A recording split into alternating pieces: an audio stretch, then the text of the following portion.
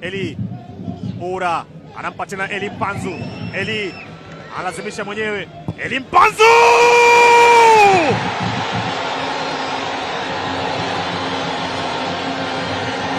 ameilazimisha yeye mwenyewe. Eli Mpanzu na imepita na kuwapa hai mashabiki wa Simba.